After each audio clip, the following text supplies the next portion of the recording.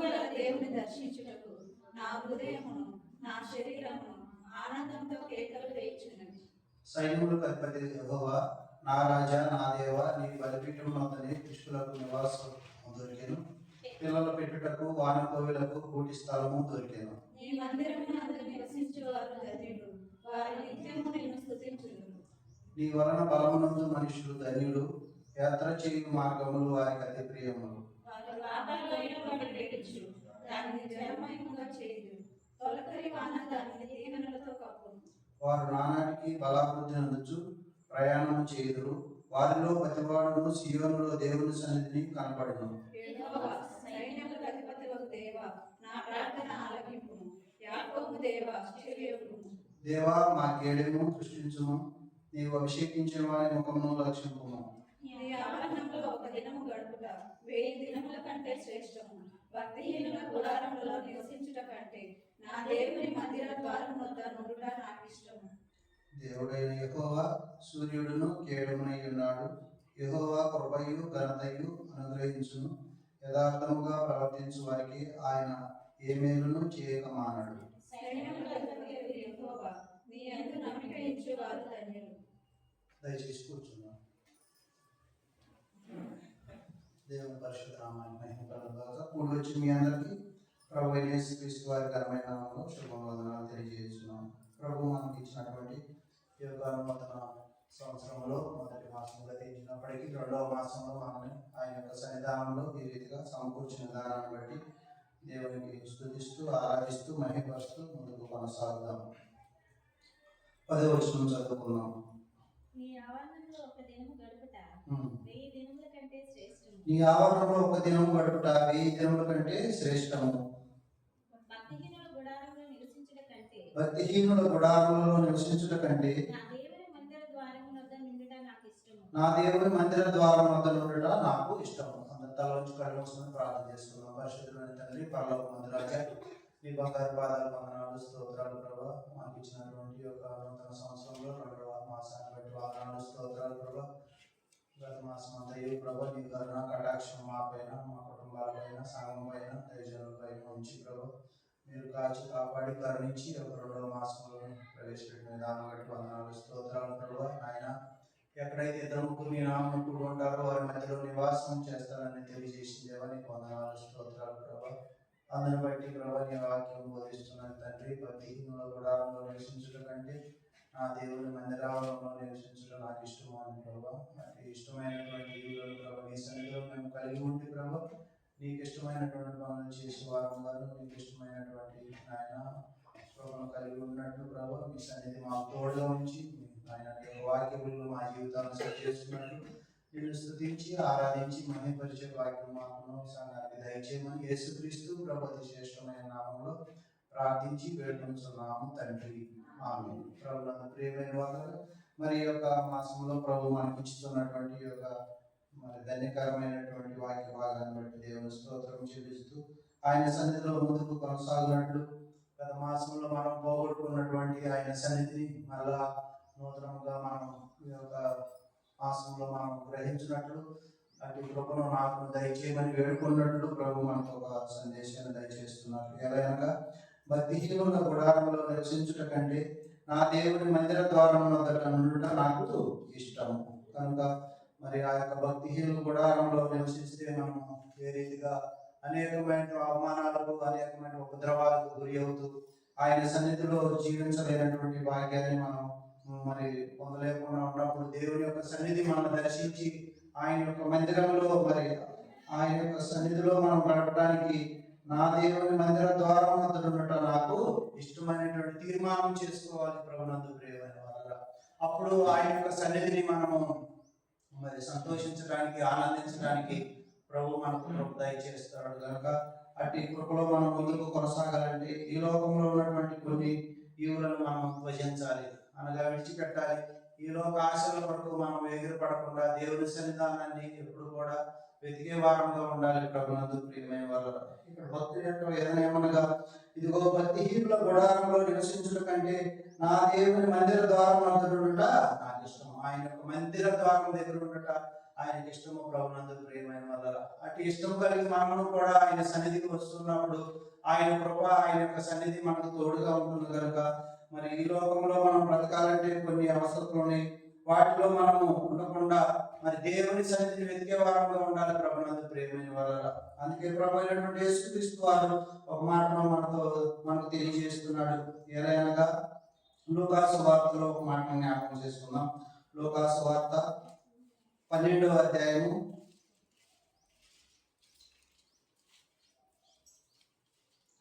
22వ వచనం చదువుకున్నాం. లూకా సువార్త 12వ అధ్యాయం 22వ వచనం. అందరూ ఆయన తన శిష్యులతో ఇట్లనెను, ఈ హేతువు చేత మీరు ఏమి తిందుమో అని మీ ప్రాణమును గూర్చి అయినను ఏమి ధరించుకుందుమో అని మీ దేహమును గూర్చి అయినను చింతింపకుడి. ఆహారం కంటే ప్రాణమును వస్త్రము కంటే దేహమును గొప్పవి కావా. చూడండి ప్రభునందు ప్రియమైన వారరా, ఇక్కడ ఆహారం కంటే ప్రాణము వస్త్రము కంటే దేహము గొప్పవి కావా అంటే మనం ఈ యొక్క ఆహారం కొరకు మనం ఎప్పుడు కూడా వెతకకూడదు ప్రభునందు ప్రియమైన వారరా. వస్త్రాల కొరకు మనం ఎప్పుడు కూడా ఆశించకూడదు ప్రభునందు ప్రియమైన వారరా. ఇక్కడ ఆహారం కంటే ప్రాణము గొప్పది కాదా, మరి వస్త్రము కంటే దేహము గొప్పవి కావా. అటు రీతిగా ఈ లోకంలో ఉన్నప్పుడు మనం అటు ఆహారం కొరకే మనం పోతలాడుతూ ఉంటాం, అటు వస్త్రాల కొరకే మనము పోతలాడుతూ ఉంటాం. పండుగ వచ్చిందనుకోండి, పుట్టిన బర్త్డే వచ్చిందనుకోండి, దేవుని సన్నిధిని అలంకరించుకుని మన యొక్క జీవితాన్ని, మన హృదయాన్ని, మన యొక్క మనసును, మన యొక్క తలంపులను మరి సిద్ధం చేసుకోకుండా వాటి కొరకు మనం ఎదురుపడుతూ ఉంటాం ప్రభునందు ప్రియమైన వారు. కానీ ప్రభు అయినటువంటి యేసుక్రీస్తు వారు అంటున్నారు, ఇదిగో మీరు ఏమి తిందుమో ఏమి త్రాగుదుమో అని చెప్పి, ఏమి ధరించుకుందామని చెప్పి మీరు చింతించకుండా ఉండండి. ఆహారం కంటే ప్రాణమును వస్త్రం కంటే దేహమును గొప్పవి కావా అంటున్నాడు ప్రభునందు ప్రియమైన. ఇవన్నీ కూడా ప్రభువు సన్నిధిని మనం వెతికినట్లయితే ప్రభువే మనకు సమకూరుస్తాడనే సత్యాన్ని మనం గ్రహించుకోవాల్సిన వారు. కానీ ఒక భక్తుడు ఆహారం కొరకు తన యొక్క జ్యేష్ఠత్వాన్ని పోగొట్టుకున్నాడు ప్రభునందు ప్రియమైన వారా. కాబట్టి దేవుని యొక్క సన్నిధిలో మనం ముందుకు కొనసాగుతున్నప్పుడు ఇటు ఆహారాన్ని జయించాలి ప్రభునందు ప్రియమైన వారా, ఇటు వస్త్రాన్ని జయించాలి. అప్పుడు దేవుడు సమస్తము మనకు ధారాళంగా దయచేసి దేవుడుగా ఉంటున్నాడు. అందుకే హెబ్రీయులకు రాసిన పత్రిక చూసినట్లయితే హెబ్రీయులకు రాసిన పత్రిక 12వ అధ్యాయము 16వ వచనం చదువుకుందాం.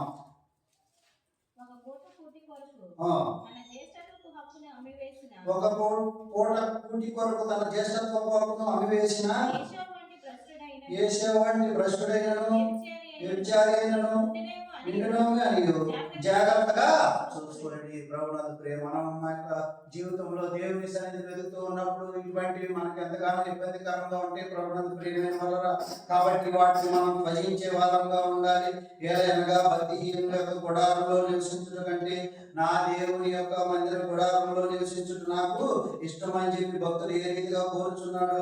అట్టి భక్తి విశ్వాసం మనలో ఉన్నట్లయితే ఆయన్ని ఆరాధించే వారంగా, ఆయన్ని గణపరిచే వారంగా, ఆయన మహిమపరిచే వారంగా ఉండడానికి దేవుడు కృప చూపుతున్నాడు. అందుకే ఆదికాండం 25వ అధ్యాయం ఒక మాట జ్ఞాపకం చేసుకున్నట్లయితే ఆదికాండము 25వ అధ్యాయము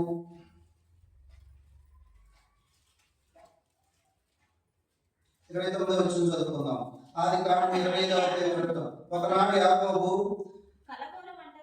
కలగూర వంటకము వండుకొనుచుండగా ఏశావు అలసిన వాడై పొలంలో నుండి వచ్చి, నేను అలసి ఉన్నాను, ఆ ఎర్రగా ఉన్న దానిలో కొంచెం దయచేసి నాకు పెట్టుమని అడిగాను. అందుచేత అతని పేరు ఏదేమో అనబడెను.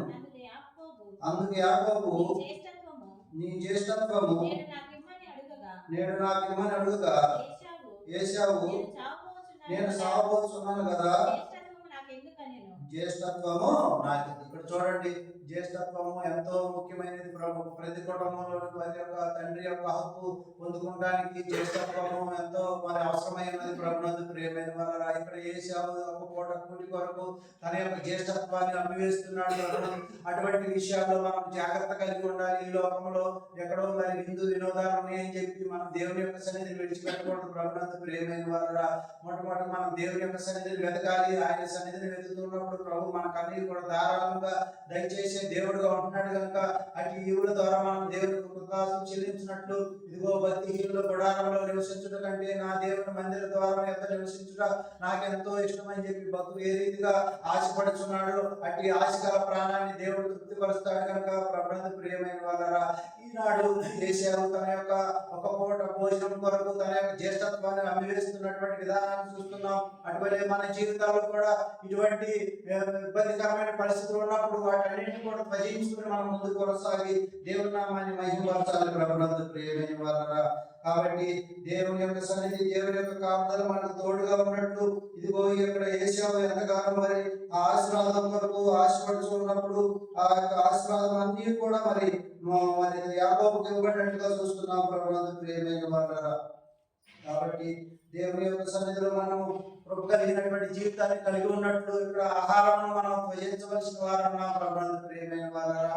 ఆయన ఇదిగో మీ యొక్క మరి ఏ రీతిగా అయితే లూకాసు వార్త 12వ అధ్యాయం 22వ వచనంలో చెప్పబడినట్లుగా ఏమి ధరించుకుందామో ఏమి తిందామో అని చెప్పి చింతించకుండా ఉండాలంటే ఆహారం కంటే ప్రాణము వస్త్రం కంటే దేహమును గొప్పవి కావా ప్రభునందు ప్రియమైన గొప్ప ఈవులను దేవుడి యొక్క సన్నిధిలో మనం పొందుకోవడానికి దేవుడు మనం పిలిచి ఉన్నాడు కనుక ఆయన యొక్క కృపలో మనం ముందుకు కొనసాగవలసిన వారన్నా ప్రభునందు ప్రియమైన వాళ్ళరా.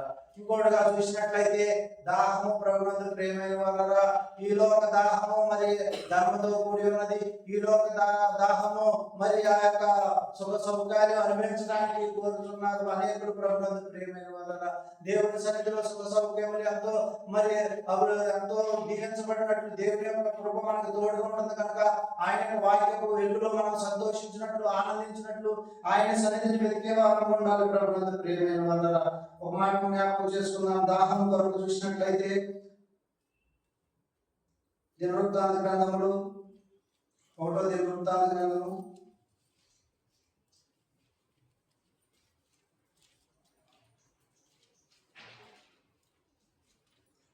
11వ అధ్యాయము 17వ వచనం చదువుకుందాం.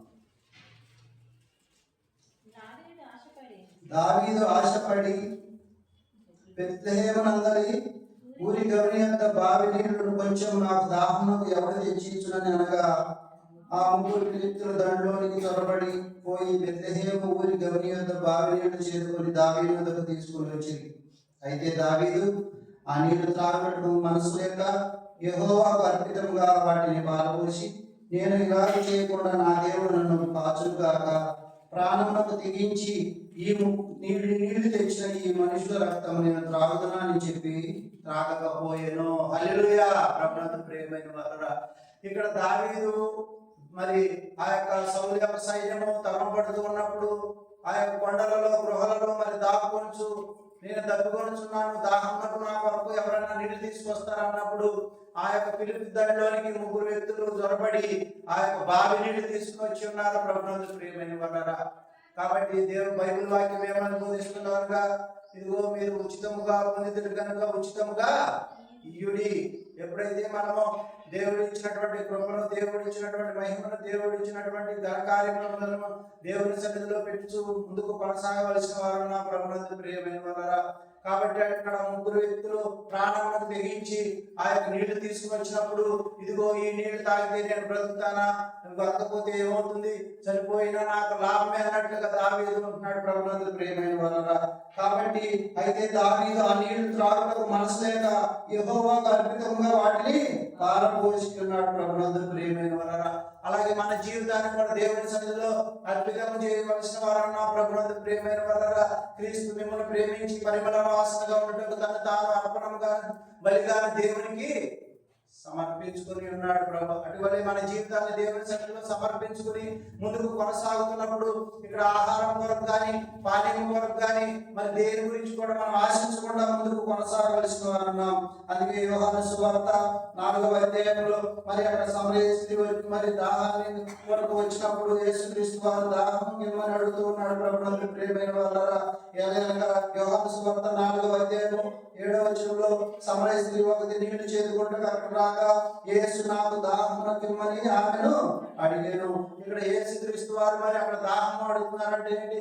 ఆ యొక్క ఆత్మల దాహం అయి ఉన్నది. ప్రభునందు ప్రియమైన వారరా, ఇదిగో ఆమెను రక్షించినట్లయితే ఈ ఊరు వారందరూ కూడా రక్షించబడతారని యేసుక్రీస్తు వారు ముందుగానే ఎరిగి ఉన్నారు కనుక ఆమెకు ముందుగా సువార్త ప్రకటించున్నాడు. అటువలే నా జీవితంలో ప్రభు మనల్ని ఏర్పాటు చేసుకుని నీకు ఇచ్చినటువంటి కృపను బట్టి దేవుని సన్నిధిలో ముందుకు కొనసాగవలసిన వారు. అందుకు ఆ సమరయ స్త్రీ, యూదుడు అయిన నీవు సమరయ స్త్రీని నన్ను దాహంకి మరి ఎలా అడుగుతున్నామని ఆయనతో చెప్పినాం. ఏదైనా యూదుడు సమరయులతో సాంగత్యం చేయరు. అందుకు యేసు, నీవు దేవుని వలన నాకు దాహంకిమ్మని నిన్ను అడుగుతున్న వాడెవడో అది ఎరిగి ఉంటే నీవు ఆయనను అడుగుదువు, ఆయన నీకు జీవ జలములు ఇచ్చిన నామితో చెప్పిన. హల్లెలూయా.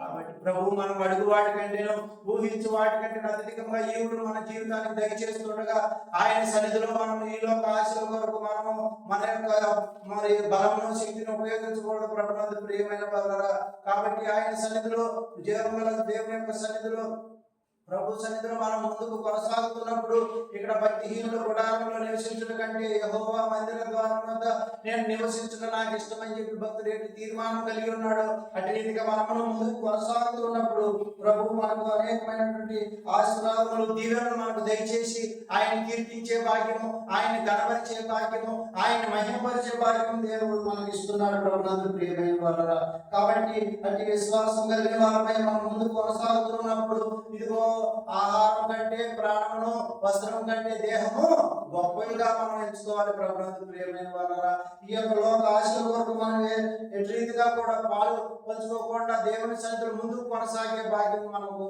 ప్రభు మనకి ఇస్తున్నాడు. గత మాసమంతయును దేవుని సన్నిధి దూరమైనప్పటికీ ఇదిగో ఈ యొక్క 2వ మాసంలో మొదటి పరిశుద్ధ దినమందు దేవుడిని సమకూర్చి ఆయన సన్నిధిలో విలువైన పాత్రగా నేను ఏర్పాటు చేసుకున్నాడు కనుక ప్రభునందు ప్రియమైన వారరా, ఆయన యొక్క సన్నిధిలో మనం ముందుకు కొనసాగుతున్నప్పుడు ఆయన కొరకు మనం ఎగిరిపడుతూ ఉండాలి. అందుకే యెషయా గ్రంథము కనుక ఒక మాట చూద్దాం. యెషయా గ్రంథము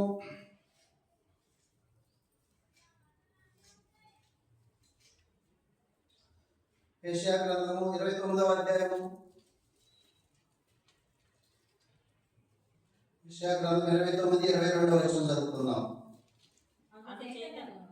అబ్రహామును విమోచించిన యెహోవా యాకోబు కుటుంబమును గూర్చి ఇలాగ సెలవిచ్చుచున్నాడు, ఇక మీదట యాకోబు సిగ్గుపడడు, ఇక మీదట అతని ముఖము తెల్లబారదు. చాలా ఇక్కడ చూసినట్లయితే ప్రభు అంటున్నాడు, ఇదిగో అందుచేత అబ్రహామును విమోచించిన యెహోవా యాకోబు కుటుంబమును గూర్చి ఇలా సెలవిచ్చున్నాడు, ఇక మీదట యాకోబు సిగ్గుపడడు, ఇక మీదట అతని ముఖము తెల్లబారదు. ప్రభునందు ప్రియమైన వారరా, ఈ లోకంలో మనం ఏదన్నా ఉచితంగా ఇస్తున్నప్పుడు వెళ్ళి నిలబడుతూ ఉంటాం. ప్రభునందు ప్రియమైన వారరా, అప్పుడు మన యొక్క జీవితాలు, మన యొక్క సాక్షి జీవితం ఏమైపోతుందో మనం గమనించుకోవాల్సిన వారు ఉన్నాం కనుక వాటన్నింటిని కూడా మనం విడిచిపెట్టి దేవుని సన్నిధి కొరకు, దేవుని యొక్క కృపలో, దేవుని యొక్క మందిర ఆవరణలో మనం నివసించినట్లు ఆయన యొక్క కృపలో ముందుకు కొనసాగుతూ ఉండాలి. ప్రభునందు ప్రియమైన వారరా, కాబట్టి దేవుడు చేసినటువంటి మేలును జ్ఞాపకం చేసుకోవచ్చు. ఆయన సన్నిధిలో ముందుకు కొనసాగుతున్నట్లు ఇదిగో మనం ఆహారం కొరకు కానీ పానీయం కొరకు కానీ మనము మరి వెతకూడదు. ప్రభునందు ప్రియమైన వారరా, అవన్నీ కూడా ప్రభు మనకు సమకూర్చి దీవెనలు ఇస్తున్నాడు కనుక ఇంకొక మరి ఆశ గల ప్రాణాన్ని తృప్తిపరిచే దేవుడు కనుక అట్టి ఆశ విపరీతంగా ఉండకూడదు కనుక అట్టి ఆశా నిగ్రహం కూడా మనం కలిగి ఉండాలి. ఏదైనా బైబిల్ వాక్యం బోధిస్తున్నది 39వ అధ్యాయం ఆదికాండము 16వ వచనం చదువుకుందాం.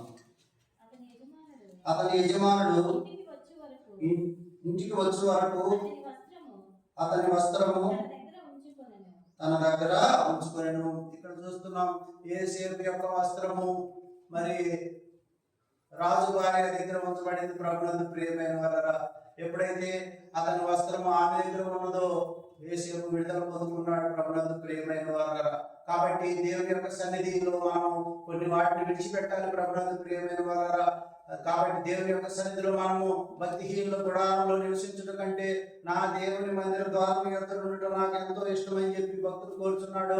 అట్టి భాగ్యాన్ని దేవుడు ఇస్తున్నాడు కనుక మనకు అట్టి ఆహారం కొరకు, పానీయం కొరకు మనము వేగిరి పడకుండా దేవుని సన్నిధిని వెతకాలి. ప్రభునందు ప్రియమైన వారరా, ఏ రీతిగా యేసేపు మరి తన యొక్క జ్యేష్ఠత్వాన్ని అమ్ముకుంటానికి ఒక్క పూట కూటు కొరకు ఆశపడి తన జ్యేష్ఠత్వాన్ని అమ్మువేసి ఉన్నాడు. యాకోబు దీవెన పొందుకున్నాడు, ఆశ్రయించబడి ఉన్నాడు. దావీదు ఆ యొక్క యుద్ధ యుద్ధంలో మరి కొండలలో గృహాలలో ఉన్నప్పుడు అయ్యో నేను దాహంతో ఉన్నాను, నా కొరకు ఎవరైనా నీళ్లు తీసుకొస్తారన్నప్పుడు ముగ్గురు మరి స్నేహితులు వెళ్ళి మరి నీళ్లు తీసుకొచ్చినప్పుడు అయ్యో వీళ్ళు ప్రాణానికి తెగించి నాకు నీళ్లు ఇచ్చి ఉన్నారని చెప్పి వాటిని అక్కడే యెహోవాకు ప్రాణార్పితంగా దారపోసి ఉన్నాడు ప్రభు. తద్వారా మరి ఆ యొక్క ఇశ్రాయేలు జనాంగానికి రాజుగా మరి ఉండటానికి కృప చూపుతున్నటువంటి దేవుడు, అధిపతిగా ఉండడానికి దేవుడు కృప చూపి ఉన్నాడు కనుక దావీదుని అటువలే మనం కూడా దేవుని సన్నిధిలో ముఖ్యులుగా ఉన్నట్లు మన యొక్క తలను ఎత్తుకొని వాడు ఎత్తుగా చేసేవాడు ఆయనే కనుక మనం సిగ్గుపడకుండా అవమానపడకుండా ఇదిగో ఇక మీదట యాకోబు సిగ్గుపడడు, ఇక మీదట అతని ముఖము తెల్లబారకుండా దేవుడు మనల్ని చేస్తున్నాడు కనుక అక్కడ ఏసేపు ఏ రీతిగా అయితే మరి రాజు యొక్క బరో రాజు యొక్క మరి భార్య చేతిలో వస్త్రాన్ని విడిచిపెట్టి తప్పించుకున్నాడు ప్రభునందు ప్రియమైన వాళ్ళ మనం కూడా అట్టి ఆశ నిగ్రహం కలిగి దేవుని సన్నిధిలో ముందుకు కొనసాగుతూ ఉన్నప్పుడు భక్తుడు అంటున్నాడు కాబట్టి ఆయన యొక్క సన్నిధిలో భక్తిహీనుల గుడారంలో నివసించడం కంటే నా యొక్క దేవుని మందిర ద్వారంలో ఎదురుగా ఉండటం నాకు ఇష్టం అని చెప్పి తీర్మానం కలిగి మనం ముందు కొనసాగవలసిన వారు ఉన్నాం. ఆహారం కంటే ప్రాణము, వస్త్రం కంటే దేహము గొప్పవి కావా? అందుకే దేవుని యొక్క సన్నిధిలో మనం ముందు కొనసాగుతూ ఆయన గనపరచవలసిన వారు ఉన్నాం. కాబట్టి అన్నపానములు మరిచి నీతో గడుపుట పరలోక భాగ్యమే, నాకది ఉన్నత భాగ్యమే. అన్నపానములు మరిచి నీతో గడుపుట పరలోక భాగ్యమే, నాకది ఉన్నత భాగ్యమే.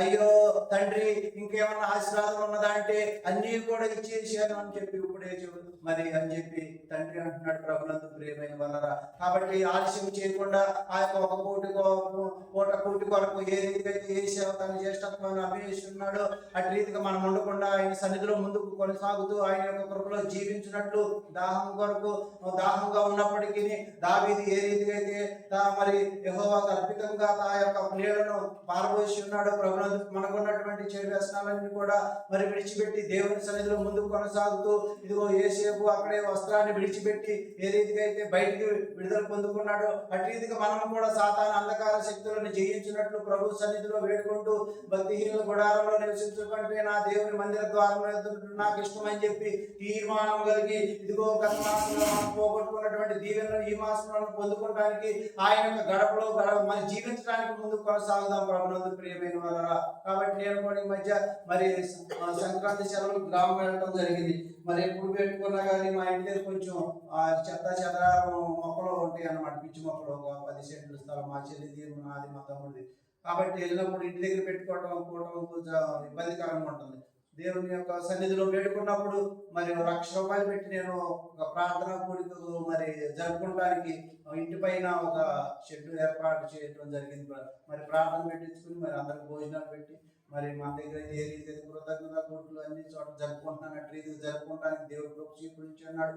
మళ్ళీ ఉదయం 5 గంటలకు అక్కడ బయలుదేరి 10 గంటలకల్లా అమరపేటలో మీటింగ్ ఉంటే మరి చేరుకోవడం జరిగింది. మన యొక్క మార్గంలో అంతట్లో కూడా దేవుడు తన యొక్క దూతలతో ద్వారా ఎత్తి పట్టుకుని మనం కాచి కాపాడుతున్నటువంటి దేవుడు. నీ రాకపోకలో యెహోవా నిన్ను కాచి కాపాడుటకు వాగ్దానం ఇచ్చినటువంటి దేవుడు, తీర్మానం దయచేసినటువంటి దేవుడు. మనం ఆ యొక్క తీర్మానాన్ని ముందు పెట్టుకుని దేవుని సన్నిధిలో మనం ఆ యొక్క భక్తిహీనుల గుడారంలో నివసించడం కంటే దేవుని మందిరాలలో నివసించడం నాకు ఇష్టం అని చెప్పి ఏ రీతిగా అయితే భక్తుడు మరి శ్లాఘించున్నాడు అటు రీతిగా మనమును కూడా అటు కృపలో జీవించినట్లు ఆహారం కొరకు వస్త్రం కొరకు మరి ఆశ నిగ్రహం కలిగి దేవుని యొక్క సన్నిధిలో జీవించినట్లు ఈలోక ఆశల కొరకు పాటుపడకుండా దేవుని సన్నిధిలో సంతోషం ఆనందంతో గడపడానికి ఆయన యొక్క గడప యొక్క మరి కూడుకుంటూ ఆయన సన్నిధిలో వేడుకుంటూ ఆయన స్తుతిద్దాం, ఆరాధిద్దాం, మహిమపడదాం. దేవుని కొద్ది మాటలు దీవించును గాక. ఆమేన్.